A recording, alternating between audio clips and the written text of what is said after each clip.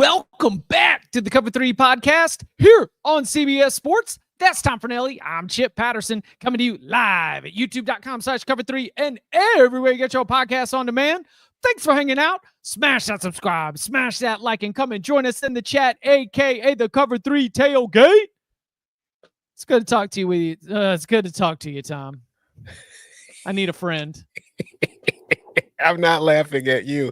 I'm laughing at the situation. Yeah. You know what's even more depressing? Let's see if they've left. Did you just see those very kind staffers just walk out? Mm-hmm. They just covered up the open air windows, so now I'm just staring at barricades. I'm in the TCU athletic director's box, and now I'm just in a glass case of emotion. I did the HQ hit from sort of outside, and I realized I was yelling and everybody was staring at me, and I was like, well, listen, it's about to get worse when I go on Cover 3, so I definitely need to find some privacy. Let it out. The TCU athletic director and the families and everybody else is they've moved on, so this is where I've taken up residence here. I think most people in that stadium moved on around the 10-minute mark of the third quarter, Chip. Dog, they had the saddest fireworks show and light show between the third and fourth quarter. They spent so much money on it. It was supposed to be the moment, and they weren't going to not use them. I mean, it was like the video was like, you don't want none of these Tar Heels in the fourth quarter. And it was pew, pew, pew, pew. And the lights came up and nobody was there. I'm sure you saw it before the game, but Talty just tweeted a photo a couple minutes ago. Like, they still have like the balloons for where Belichick's press conference is. So like there's balloons. It's still a party atmosphere in the press conference. That's what matters. So, and Bill, he'll probably be bringing the energy. He'll probably be upbeat and positive after that one. So, I was texting with friends who were at the game before the end of the game as they were walking back in their houses in Raleigh. And do you know what they were saying? They're like, oh, we'll always have that first drive. It's an unserious approach. It was worth it. I mean, yeah, you know what? Like everything I got to feel today and, all the hype, and it was roaring as they came out of the tunnel and we got that first drive. Yeah, that was worth it. That was an honest response from people in very good seats in this stadium that were home before the start of the fourth quarter. That's a problem to me. That's a problem to me too, Tom. I feel like that is a fundamental problem that is, because that was not okay what happened there. No. Who were the coaches you turned down to hire him? Well, who made the hire? That's what thing. I'm saying. Who were the coaches that were interested in the job before the BOT stepped in and hired Bill Belichick instead? I mean, functional ones. I mean, that's. I know. Look, and so here's the. All right. I don't know if it's possible for me to do a football related autopsy. If you have one, that's fine. But just the fact that from the jump, it looked like the North Carolina defense under Mac Brown, the North Carolina defense under Larry Fedora, the North Carolina defense. I mean, it's just, it looked like the same tackling and execution issues that have just been a part of this football program forever. And when it's Bill freaking Belichick and players who I know are good players being added to this roster, and you are still getting the same results. I mean, it's 4 times the amount of money to get the exact same results. Can I hit you with some stats? With some stats? Yeah, please do, because you're certainly not hitting me with a defensive back. Duh. All right. So North Carolina in season openers against power conference opponents since 2000, 4-12. Maybe start scheduling FCS teams. Yeah, that's where you get your wins. I mean, the reason why they're not taken seriously. Oh, and by the way, 4-12 in bowl games since 2000. They're 1-8 in their last 9 bowl games. The only win was against Temple in the Military Bowl in 2019. Do you know what their record is overall since 2000?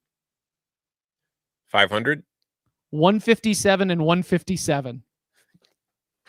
They were 157 and 156 before today. And now they are 157 and 157. Oh, hold on. Let me check something here. Let me check on Bust Belichick real quick. Bill, I'm only here to cash a check. Since Tom Brady left for Tampa, let's see, Bill's record is like 7-7. Are you trying to figure out if it's 500? 29 and 22. 29. He's 29 and 39 since Tom Brady walked out on him as a head coach. And I was on HQ before the game, and this was, it's all Belichick all the time. We were discussing it, and I was asked what I expected, and like the one thing I tried to get across was that at the NFL level, since everybody's on an equal playing field as far as everybody's super talented, everybody's, there's no recruiting, everybody's got a salary cap. It's like the two differentiators that exist at the NFL level are a good coach and a great quarterback. And when you get the two of them together, that's how dynasties are made. Right. At the college level, you want to have a good coach. You'd love to have a great coach. But if you don't have really good players, it doesn't really matter how great your coach is. And that's what really made Nick Saban was great, is that he was a great coach, but he also recruited the best talent.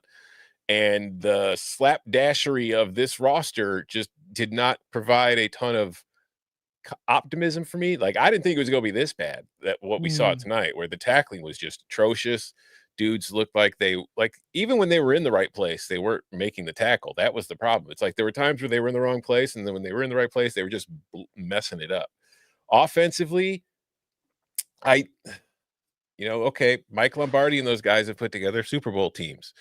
But why are you getting Gio Lopez and then putting him under center and then having him like turn around and do play action? Like, that's not what Gio Lopez has ever done. That's not what Gio Lopez did at South Alabama that made him attractive to you in the first place.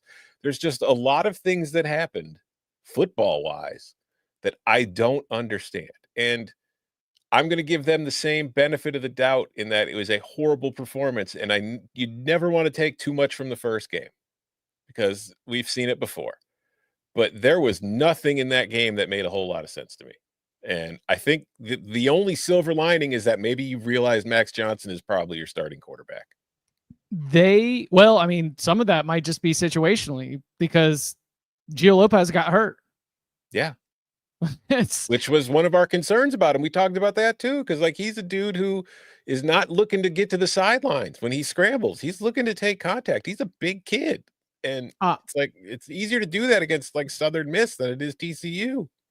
So Tim in the tailgate was pointing something. I was sitting next to our friend Richard Johnson, and we kept being like, oh, look, they're bringing in a sixth offensive lineman again. Oh, look, it's not helping. So they're running like 6 offensive linemen. They've got 12 personnel with 2 tight ends. They're keeping everything bunched up and tight and just trying to run right into the middle of it without creating seams or getting any kind of push. And then guess what? You're surprised when your wide receivers can't get open, but your wide receivers can't get open because they've got all of the bodies available to be able to defend said wide receivers. Mm-hmm. Jordan Shipp, number 1, who made all those catches on that opening drive. That was my guy to watch. I was like, that Jordan Shipp can be a player. People inside that building have been talking about Jordan Shipp as a player. And so that happened in that opening drive, but it's like that opening drive, which again, at least we'll have that opening drive, the most haunting words about North Carolina football that I'm going to remember for the rest of my life. That was because TCU had no information on you. And what does it say that after that one drive, TCU gained the information, made adjustments, and then you were cooked? Mm-hmm. Mm-hmm. And I don't know if you saw this on the broadcast since you were in the box, but it was so bad that ESPN had like a tracker of the last time Gio Lopez completed a pass. 2 hours. Yeah, and they were showing it during the broadcast. They're like, Gio Lopez has not completed a pass since 7:08 p.m. Eastern time, or 8:08, whatever time it was. So that's when you know things are going great. That was like an absolute nightmare start. Yeah, I mean, that, like, if you're trying to, like, before the game, if you're like, what's a absolute worst nightmare scenario for how this goes for us tonight? That's what it was. Except, I mean, at least nobody died. I'm and like part of me, I'm glad that I didn't try to go full emotions, full nostalgia. Like, it was just so chaotic. I didn't try to go back to all my old stomping grounds. I didn't try to meet up with everybody who was in town. I mean, heck, my parents were here tonight. And, I'd kind of like Mom and Pop Patterson. No. I had kind of romanticized going over to like their seats to watch the start of the game and, writing about it with some like big flowery, these were just traffic was bad coming in, had a lot of time. And I was like, you know what? You've got a job to do here, Chip. Like, let's just go and let's do your job. I didn't chase it with friends, didn't try to create something that wasn't there because it wouldn't have happened. So now I'm very thankful that I just had a cold, dead approach to this. So now I don't feel like I was trying to force a memory that was never going to happen, because the team that ran out on the field did not match all of the lovely machinations of whatever North Carolina fans were hoping tonight was going to be. I wasn't sad until I found out your parents were there and had to watch that. Did they stay the whole game? No, they left at halftime. Thank God. Yeah. My parents are in their 70s. They cannot. They're too sweet to deal with that. Yeah. So is Bill. He's coaching the damn team. Oh, man. Why do I need to apologize to my parents? It was their decision. They're the ones who've had season tickets since the early 90s. I just told you what their record, what North Carolina football's record is. They've continued to come. I'm just waiting for the reports that the Big Ten and SEC are no longer interested in adding. No. Dude, you know what? And our esteemed editor, our esteemed editor Trey Scott has his hands on it right now. I hope he's cleaning up whatever I was trying to get out of my head. But at one point in my North Carolina falls on its face on a big stage column, I was like, guess what? That interlocking NC brand is one of the most recognizable brands in college sports. And North Carolina is one of the best TV draws, even with all of this information of them falling flat on the big stage. Tom, I think that makes them more attractive. Oh, you're telling me you're going to bring all this attention and not win? That's perfect. They're the car crash. Like, in case the Big Ten's like, you know what, we could use another car crash. Washington's like, please. USC's like, yes, come on. I mean, honestly, the SEC could use a North Carolina. They need somebody to take those blows. Oklahoma wants North Carolina so bad. See, we're finding the silver lining in this. Do we need to hit a break? Let's pay some sponsors. Coming up on the other side, is there a path forward? What even does it mean? And more next. Name's Conrad Harrigan, family man. And if you cross my family, well, you'd better pray. Mobland, new series streaming March 30th on Paramount Plus. Back here on the Cover 3 podcast. Okay. Let's go measured with this. Actually, you know what? TCU deserves something. I know that the reason why we're doing an instant reaction is because of what happened and who's involved. But there's a very good quarterback on the other side. There's a couple of electric running backs. There's just like a lot of skill and speed that was on full display. TCU can win the Big 12. Yeah. I mean, Josh Hoover still got some wild boy to his game, but Josh Hoover's got a lot of game. Yeah. Go ahead. No, it's like there was the one throw he made when he was going to his left, rolling out of the pocket, and fired a laser beam along the sidelines that was pulled in, which was a nice catch. I think it was by Jordan Dwyer. That was just one of those like NFL scouts were like, whoo, kind of seeing that kind of throw. It's just he has very good arm talent, as they like to say, but just he's still got to refine some things. But like I talked about him on HQ before the game too, where I was like, he's one of those few that you like to see it when they go from their freshman to their sophomore years. They improve both their efficiency and they lower their turnover rate. And that's something he did as a sophomore last year. So it's like I was going to be really interested to see what kind of development he took into his third year. And there was the interception, which was just a dumb throw on his part, as he was just kind of like fading back, hopping off his back foot and kind of lofted over a linebacker into traffic, which was the kind of mistakes you don't want to see. But other than that, he was pretty cool tonight. I really liked what I saw from him. I liked what I saw from that offense in general. I don't know if Sonny Dykes was a Jets fan growing up, but while Bill Belichick was coaching the Patriots or something, because like it felt, I don't know, like there was some speculation in the booth, like, you know, maybe because of what happened against Colorado when Dion made his debut, like Sonny Dykes was trying to exercise some demons, but it did feel like there was something there. There was. I think it goes back to Big 12 Media Day. Like Big 12 Media Day, Sonny Dykes is asked about the opener against Bill Belichick and he basically took his whole 2023 TCU team, talked about them not having the right mentality and, you know, all these things that went wrong, and was very, very explicit about it. And then our friend David Ubben at The Athletic, he was telling a story that he then got to talk to Chandler Morris, who's now at Virginia, at ACC Media Days after that happened. And Chandler Morris agreed with everything that Sonny Dykes had said. So scar tissue, something to prove, or just learning from your mistakes, there was 100% something extra built into, okay, you're going to put on this big ass party for Bill Belichick in North Carolina, and we are going to be the bit character? No, F you. We are the main character. And they 100% brought that edge tonight. Sonny Dykes main character syndrome. You hate to see it. So Tailgate is saying that he said after the game they felt disrespected. Yeah. Yeah, I can get that because I don't think ESPN sent its entire office to Chapel Hill for TCU. I texted you at halftime about it. It was kind of jarring that like the pregame was, you know, like McAfee's there, Saban's there, they got Teddy Bruschi there, they've got everybody there. And then halftime was just Matt Berry and Desmond Howard sitting in a couple lawn chairs. Yeah, I'm gonna get out of here. I don't want to watch this crap anymore. Ooh, it's like everybody was like, all right, we're going back. Let's get back to Bristol. This is enough. This is enough. Do you, for TCU, we've still got SMU on their non-conference schedule. That's in a couple of weeks. You know, Baylor, SMU coming up this weekend. Their Big 12 schedule gets rocking and rolling. We knew when we broke down TCU, 3-4 weeks ago, there was a high-end potential there. Are you changing your math at all on that?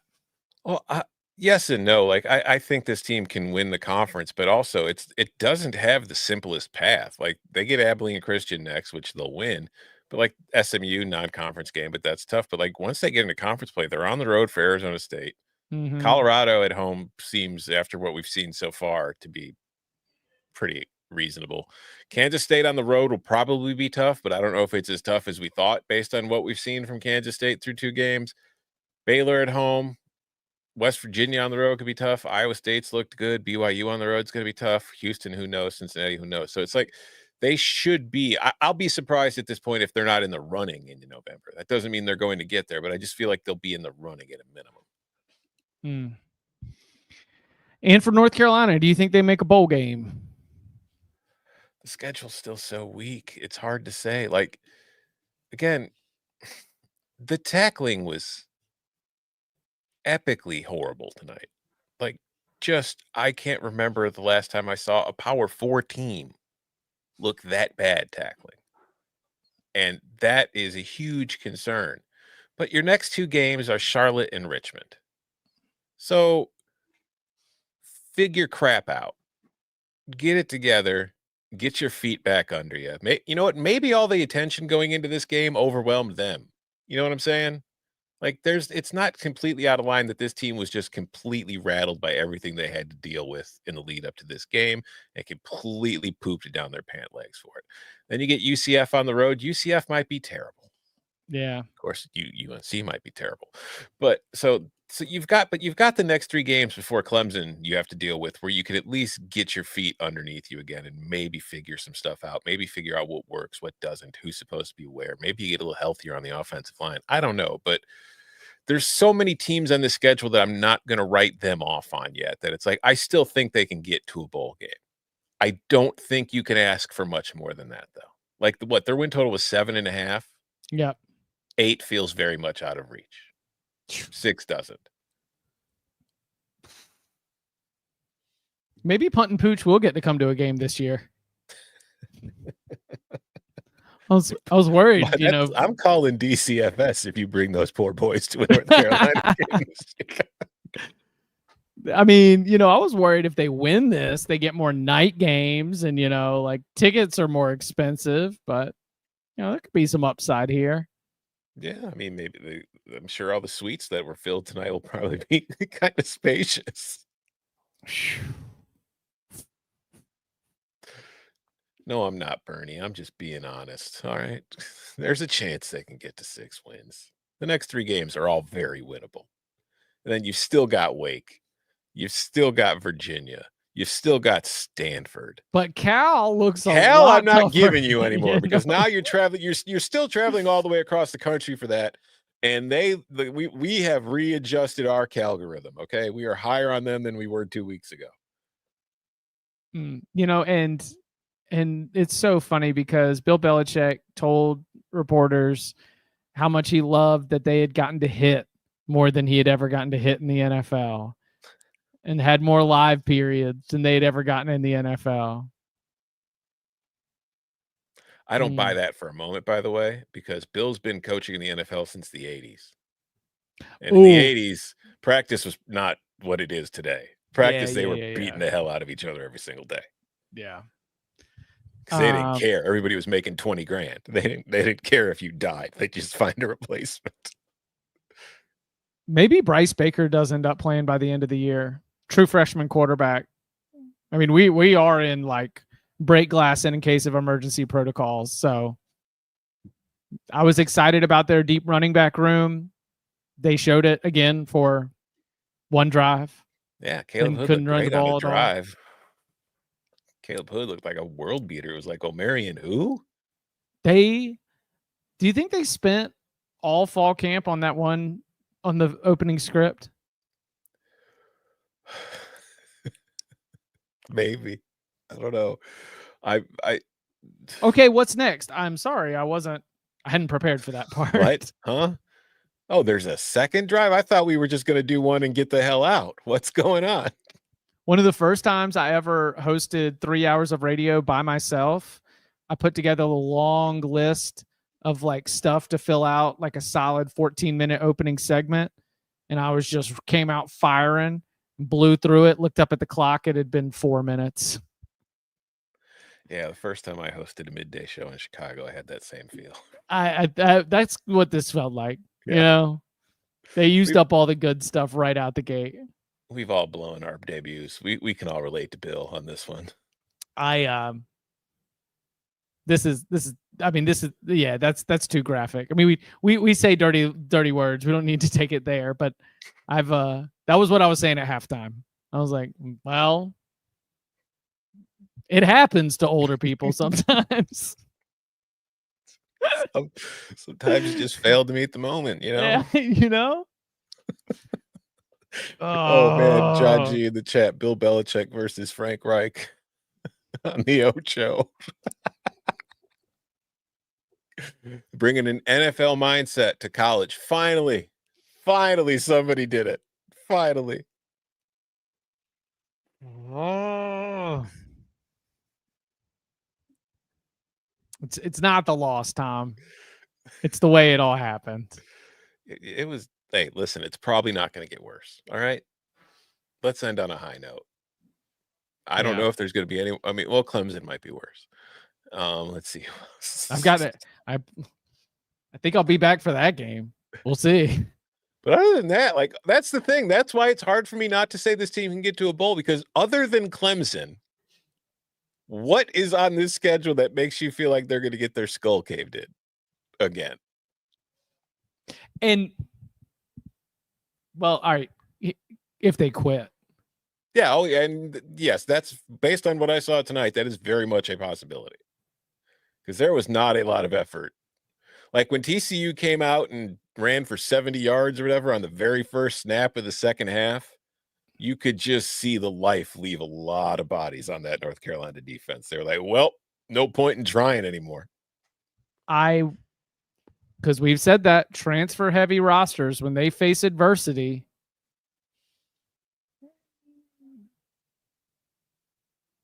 did Florida State give North Carolina the cooties? Yes. Yeah. I think that's indisputable. Here I was thinking that we could have all of our squads, vibing. Someone's got to be down. Well, I'm terrified now what's going to happen with Illinois against Duke, because if Florida State's rolling, we can't. Like the last time Florida State was good, Illinois went 5-7. They missed a bowl game. It's like there's Illinois and Florida State haven't been good in the same season in like 1,000 years, I don't think. So I'm worried. Yeah. We might need Danny and Bud to console us on Saturday night next week. Well, we know Danny won't be there for Danny, it. but we might need Bud to console us on Saturday night next week. All right, let's end on a high note right there. Tomorrow we have noon Eastern time on CBS Sports Network. We'll be getting you set for the weekend ahead, giving you some big game breakdowns from the Big Ten.